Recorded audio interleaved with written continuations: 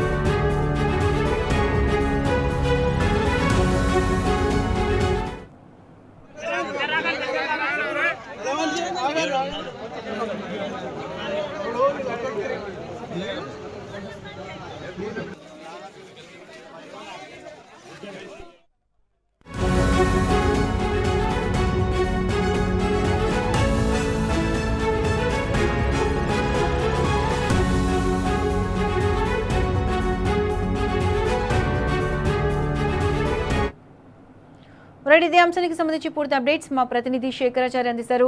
శేఖరాచార్య, చెప్పండి. రైతులు మొక్కలు తొందరగా కొనుగోలు చేయాలని డిమాండ్ చేస్తున్నారు, ధర్నా నిర్వహిస్తున్నారు. దీనికి సంబంధించి పూర్తి అప్డేట్స్ ఏంటి? సతీష, నాగర్ కర్నూలు జిల్లా వ్యాప్తంగా కూడా వారం 10 రోజుల నుంచి కూడా మక్క రైతులు అనేక కష్టాలు పడుతున్నటువంటి పరిస్థితి కనిపిస్తా ఉంది. గన్ని బ్యాగుల కోసం ప్రతినిత్యం కూడా మార్నింగ్ ఎక్కడైతే కొనుగోలు కేంద్రాలు ఏర్పాటు చేశారో అక్కడికి వెళ్తా ఉన్నారు. కానీ సారీజాలని గన్ని బ్యాగులతో వాళ్లకు కావాల్సిన ఇవ్వట్లేదని చెప్పేసి ఒకవైపు ఆందోళన చేస్తుంటే, కొంతమందికి గన్ని బ్యాగులు ఇస్తే అవి మొత్తం కూడా నింపి పెట్టాం, రోడ్ల మీద ఆరబోసినటువంటి ధాన్యాన్ని నింపి పెట్టాం, కానీ వాహనాలు పంపించట్లేదు. వాహనాలకు పంపించిన తర్వాత తూకం చేసి ప్రభుత్వం అప్పుడు కొనుగోలు కౌంట్ లో పడుతుంది. అంతవరకు మా బాధ్యతనే ఉంటుంది కాబట్టి ఎప్పుడు వర్షాలు వస్తాయో ఏమవుతాయో అని చెప్పేసి ఆందోళన చెందుతున్నటువంటి పరిస్థితి కనిపిస్తా ఉంది.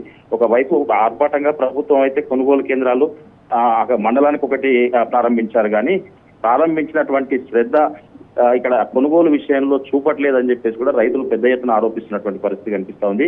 ప్రతినిత్యం కూడా రైతులు ఉదయాన్నే వస్తా ఉన్నారు, రాత్రి పగలు అని తేడా లేకుండా అక్కడనే నిరీక్షిస్తున్నటువంటి పరిస్థితి కనిపిస్తా ఉంది. అంటే మార్కెట్, నాగర్ కర్నూలు మార్కెట్ కావచ్చు, ఇటు బిజినపల్లి కావచ్చు, తెల్కపల్లి కావచ్చు. తెల్కపల్లి దగ్గర అయితే ఈ రోజు పూర్తిగా వాహనాలు భారీగా పిఎస్సిఎస్ కేంద్రం వద్ద రోడ్డు వైపు నిలబెట్టుకొని అక్కడనే వెయిట్ చేస్తున్నటువంటి పరిస్థితి కనిపిస్తోంది. ఎప్పుడు కొంటారో, మా సీరియల్ నెంబర్ ఎప్పుడు వస్తుందా అని చెప్పేసి వాళ్ళు వెయిట్ చేస్తున్నటువంటి పరిస్థితి కనిపిస్తోంది. ఒకవైపు ఇక్కడ స్థానికంగా ఉండే అధికారులు అయితే గోదాములలో అంటే స్థలం లేదు, ఇప్పుడు వీళ్ళు కాదు తీసుకోవడానికి, అందుకే ఒక 2-3 రోజుల వరకు అసలు ఉన్న స్టాకే మేము తీసుకోవట్లేదు, పంపించిన ఇక్కడ ఖాళీ అయిన తర్వాత మిగతాది మీ దగ్గర కొనుగోలు చేస్తామని చెప్పేసి వాళ్ళు చెప్తున్నారని చెప్పేసి కూడా రైతులు చెప్తున్నటువంటి పరిస్థితి అయితే కనిపిస్తా ఉంది. ఏదేమైనప్పటికీ నాగర్ కర్నూలు జిల్లా వ్యాప్తంగా కూడా ఒక వారం రోజుల నుంచి కూడా పూర్తి స్థాయిలో ఈ మొక్కల కొనుగోలు విషయంలో మాత్రం ప్రభుత్వం కావచ్చు, అధికారులు కావచ్చు నిర్లక్ష్యం వహిస్తున్నారని చెప్పేసి రైతులు ఆరోపిస్తున్నటువంటి పరిస్థితి కనిపిస్తా ఉంది. ఒకవైపు మరొక వైపు ఇంకొక దీంట్లో ఈ కొనుగోలు విషయంలో ఒక ట్విస్ట్ ఉంటుంది.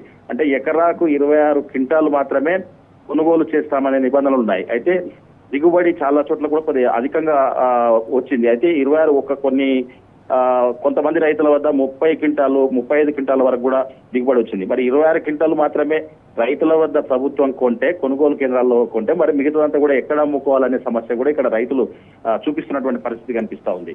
ఇదే సమస్యలు కాకుండా మరి అసలు ఇంతకు కొంటారా కొనరా, ఈ వెయిటింగ్ ఏంది, ఇక్కడ ట్రాన్స్పోర్ట్ మేము తెచ్చుకున్నటువంటి వెహికల్స్ అని కూడా కొన్ని రెంట్కు తెచ్చుకున్నాము, అవి రోజుల వారి తరబడి ఇక్కడనే ఆపుకుంటే వాటి కిరాయిలు మీద పడతా ఉన్నాయి, కనీసం మాకు పెట్టుబడులు కూడా వెళ్లే పరిస్థితి లేదు.